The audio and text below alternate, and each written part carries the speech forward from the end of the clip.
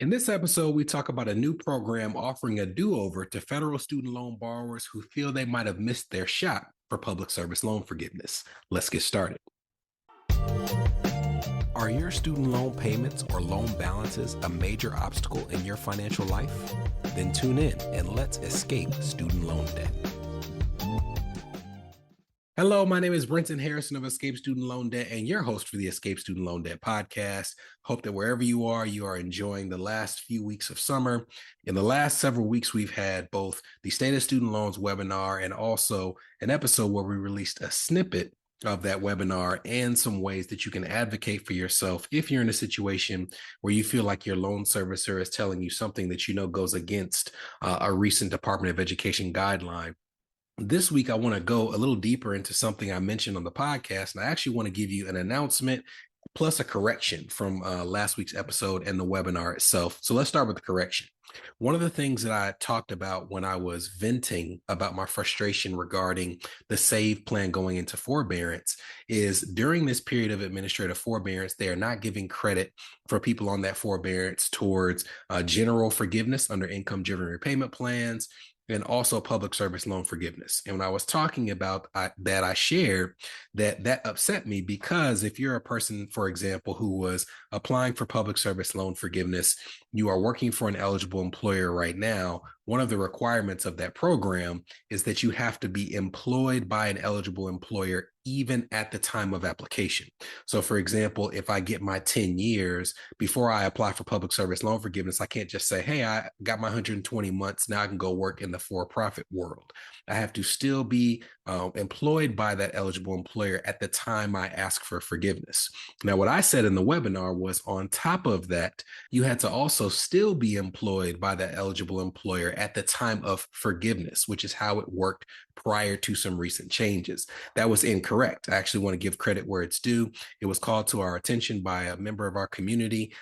Lisa, if you're listening to this, please forgive me if I mispronounce your last name. Lisa Gosweiler said that this is awesome info, but one thing that may be helpful is that based on the new public service loan application, it does say on page 2 that you only have to be working for PSLF eligible employers when you apply for the forgiveness discharge. You no longer have to be with that employer or any eligible employer at the time of forgiveness. So that was a correction that needed to be made from the webinar in last week's, or I should say 2 weeks ago's episode. Wanted to make sure we started with that. Now to the announcement. One of the things that we mentioned in the webinar, and also if you're in our email list, is that we are going to be releasing an income-driven repayment plan guide. That guide is finally finished. It seems like it's very simple to just put out a guide, but we have a student loan calculator that's in the guide, and the coding of it is pretty difficult to make sure that all of the rules are followed when it comes to how to calculate an income-driven repayment plan payment. So we're going to be releasing that IDR guide on Monday. So if you are not on our email list, I highly advise you to go to escapestudentloandebt.com so you can get on our email list before Monday, because we're sending out that calculator on Monday along with instructions of how to use it. So that's the correction. That's the announcement. Now let's get to this week's episode, which to me, I think is pretty straightforward. So it shouldn't take us that much time. Before the intro, I referenced a program that's now available for people who may want a do-over when they missed their opportunity or felt they might have missed their opportunity to get public service loan forgiveness. Well, fear not, because in 2024, we have seen the release and the introduction of what's called the Public Service Loan Forgiveness Buyback Program. And this program is something that's available for people who are looking back in the past and saying, I wish I could get those months credit. You now have an option to do so. If you're following along screen, and we'll put this link in the show notes, you're looking at a link directly from studentaid.gov, and it says that due to changes in PSLF regulation, you can now buy back certain months in your payment history to make them qualifying payments for PSLF. Now, there's all types of credits that you can purchase, but let's start with the ones that you cannot purchase. You can't go back in time and get credit for a loan that's not a direct loan. So if you still have a Stafford loan, if you still have a Perkins loan, we've told you many times you need to consolidate those loans. But if you have a loan that's not a direct loan, you can't buy back credit towards that loan. You also can't buy back credit for a loan that's already been paid off, which makes sense. It's already been paid off. You can't buy back credit for a loan that's already been forgiven. So the thought may be for someone with a paid off loan that you could like somehow buy back that credit and get a refund for monies that you have already paid. That's not possible. And you also can't buy back loans that at the time you were working for the eligible employer were an in-school deferment, were in a grace period, were defaulted, were part of a bankruptcy proceeding, or were being monitored for total and permanent disability.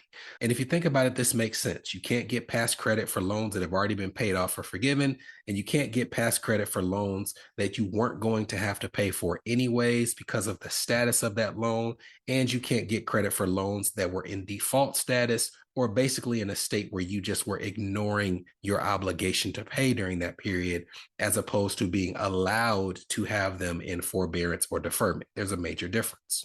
Now let's go to the months that you can buy back. If you are working for an eligible employer for public service loan forgiveness, even if you didn't make a payment, you can buy back credits for months that your loans were in deferment, months that they were in forbearance, or they were in deferment or forbearance after the first disbursement of a direct consolidation loan. So essentially, there can be a lag time after you've filed for a consolidation loan. And if you're saying, hey, man, this was like 3 months after this loan was consolidated before they had a payment, but I should have gotten credit towards public service loan forgiveness, those months are eligible for buyback as well. Now, there are some stipulations to when you can buy back these credits. If you're following along on screen, it says the buyback opportunity is only available to you if you already have 120 months of qualifying employment, and buying back months in forbearance or deferment would result in forgiveness under public service loan forgiveness or temporary expanded public service loan forgiveness. What does that mean? It means that you can't go back and buy these credits until you can prove that once you receive those credits, you will be over the 120-month threshold. Let's give an example. Let's say that I have 100 months of credit already towards public service loan forgiveness, but there's 12 months of past credits that I want to buy back. Well, if 120 months is the requirement, even if I bought back those months, I would still be short. I would be at 112 months, and as a result, I can't buy it at that time. Now, let's say I get to the point where I have 108 months of credit that I already have credited, and there's still that 12 months that I want to buy back. Now I can buy them back because I can make the case that once I receive those 12 months of credit, it will bump me over the 120-month threshold, and I will be eligible to have my loans wiped away. So you can always buy them back. The timing of when you buy them back just has to occur after the point where you can prove you'd reach your required payment amount if you received what you're applying for when it comes to the buyback credit. So that's the program in a nutshell in terms of which loans are eligible or which periods of potential repayment are eligible for a buyback. After the break, we'll talk about how to calculate what it costs to buy back those credits and some planning strategies that you could use in general terms, but also specifically for people who are stuck with the SAVE plan in this period of administrative forbearance. This is the Escape Student Loan Debt Podcast, a show for established professionals whose student loan payments or loan balances are impacting their marriage, their business, their credit, or their dream of achieving home ownership. We'll be right back. Are you interested in learning the tools and techniques we use to get student loans forgiven, reduced, reorganized, or expedited? Well, great news. We're currently updating our flagship course, Escape Student Loan Debt, to reflect the current changes in the student loan landscape. To stay up to date on the launch of the course and opportunities to sit in on our live recording sessions, head to escapestudentloandebt.com and join our email list now. You're listening to the Escape Student Loan Debt Podcast. Subscribe now at escapestudentloandebt.com. Welcome back. All right, so let's talk about how these buyback credits are determined. The good thing is you likely are in this scenario because you are making more money now than you were during the period where you were working for an eligible employer. As a matter of fact, if you didn't have a little more cash flow, you probably wouldn't be considering buying back those credits in the first place. Well, that's a positive because thankfully, the payment that you make to buy back those credits is not based on what you're making now. Let's go straight back to the page so we can see the wording and walk through it. It says, how is the buyback amount determined? The option 1 says, if you were on an IDR plan immediately before or after the months you're buying back, if the deferment was less than a year in length, will use the lower of the two monthly IDR payments for the months before or after the time in deferment or forbearance. That's a lot of loan speak, so we'll use examples to drive the point home. Let's say that from January, February, March, I'm on an IDR plan sometime back in 2012. And during those 3 months on my IDR plan, I had to make $200 a month of payments. And for some reason, from April through December, I decided to not make those payments. So that's 9 months worth of credit that I would have received had I kept up with my $200 monthly payments. Let's also assume that in January of the following year, when I started making payments again, that my payments had risen from $200 a month to $400 a month. So I have a deferment or forbearance that lasted less than a year, which is part of the requirement. I was on an IDR plan payment before I stopped paying. And when I started paying again, I was on an IDR payment that had increased prior to what I was paying before. So in this instance, they're saying they're going to take the lower of the two payments. For the 9 months in question, they're going to look and they're going to say, we're going to look at $200 that you were paying before, $400 that you were paying after, and we're going to take the $200 because it's the lower number, and that's what we're going to assume you would have had to pay for that 9-month stretch. 9 months times $200 means that if you wanted to buy back that credit, it would cost you $1,800 in order to receive the full 9 months of credit. Now let's look at option number 2. If you were not in an IDR plan before or after the months you're buying back, we'll request tax information for that calendar year to determine the amount that you would have paid under an IDR plan. If your deferments or forbearances cross over multiple tax years, then we will need your tax information for each year. What are they saying? They're saying exactly what occurs when you sign up for an IDR plan in the first place. You have to submit your tax return to your student loan servicer. They calculate what your payment is. That's what you pay. In this instance, you have to go back to the past. So in our example, if 2012 was the year, you're going to have to locate your 2012 tax return, submit it to your loan servicer so that they can calculate what you would have had to pay back then. It does not matter what you would have had to pay based on your current salary. It's all based on what you were earning in the year that you're trying to buy back credits. If this occurred where it's over 2012, 2013, 2014, you would then have to supply tax returns for each of those years. Now see what it says further down. Your payment amount will be based on the lowest IDR amount you were eligible for at the time of the deferment or forbearance. If the 10-year standard payment is lower than your calculated IDR payment, then the 10-year standard payment will be used. And it even has a question asking, how does my buyback work if my payment would have been $0 using IDR? And it says, if we calculate your buyback agreement to be $0, we will proceed with processing forgiveness on your loan when we send you the buyback agreement, as no payment will be required. Again, that's a lot of loan speak. Let's break it down. It's saying that when you send in that tax return, they're going to calculate your payments, and they're going to look at all of the income-driven repayment plans that were available at that time. And thankfully, they're going to use what would have been the lowest payment of all the available plans to figure out what you pay. If for some reason the lowest payment during that time would have been the 10-year standard plan, then even though that's not an income-driven repayment plan, they would allow you to make your payment credits based on the 10-year standard plan. It's all going to be based on what was the lowest possible payment that you could have made in this scenario.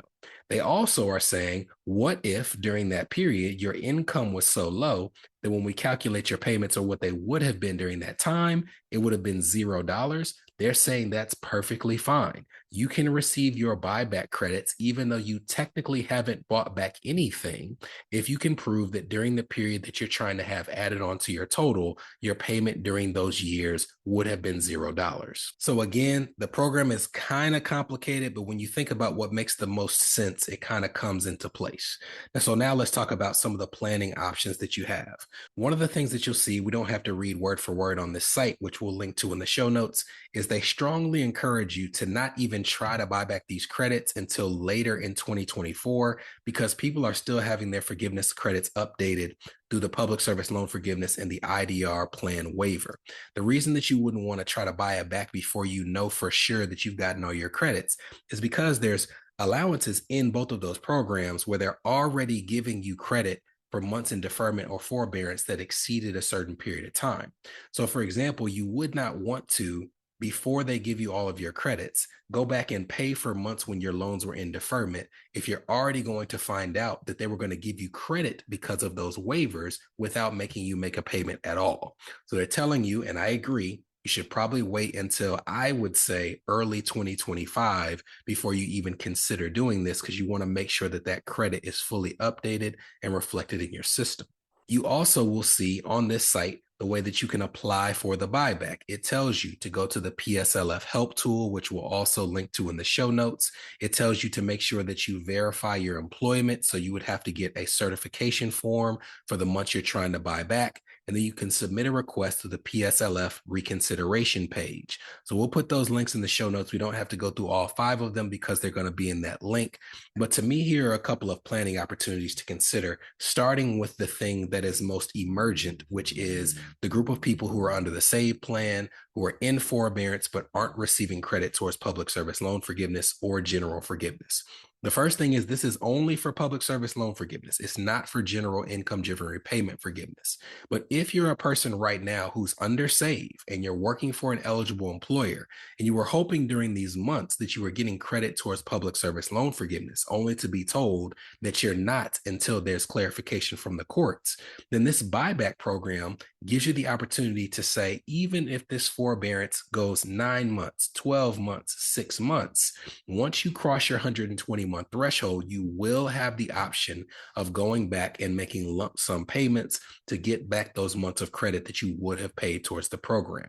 I would encourage you in that scenario to calculate what your payment would be now and start putting money aside so that you're not having to come up with that lump sum when the option occurs, but it is an option that will be available to you, which to me isn't a positive because you shouldn't be in this situation, but it's at least a silver lining that gives you some hope at the end of this whatever storm that we're in when it comes to student loans.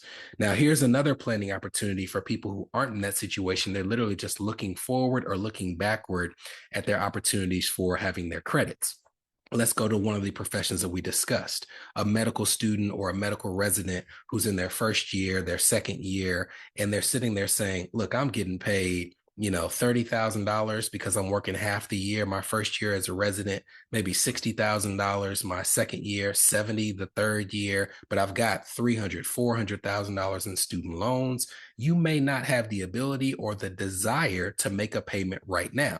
Now, the good thing is, based on the fact that they're going off of your previous year's tax returns, most medical residents in their first year, their required year payment is $0. The second year may be a couple $100 a month, a few $100 a month, but it still may be an amount that you just don't want to pay or can't pay.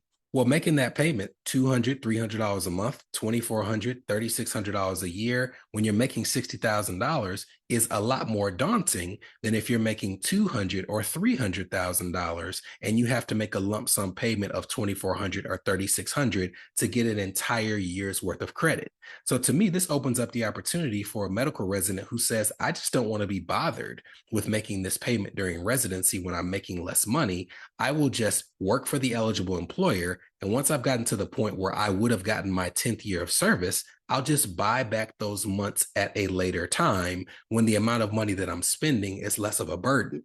Going a step further, I may calculate what my payments would be during those years doing medical residency, and I might just invest the money and say, I'm going to just keep investing these monies instead of making my payments for these years when income is lower. And I'm going to let them grow in the market so that 10 years from now, not only will I have the ability to make that lump sum payment, I will hopefully have interest and growth that has increased the amount that I've set aside, where maybe I only have to make a lump sum payment of $2,400 or $3,600 from an account that might have grown to $10,000 or $15,000. So it could be a better opportunity to have emergency reserves during residency, to have an amount of money that's establishing an investment account during residency, because as long as this opportunity exists, you're essentially getting to dip your toe in both sides of the water, where you're working for an eligible employer and have the opportunity of having loan forgiveness, but you also have a recourse that doesn't require you to make payments at any specific time in order to get that debt forgiveness.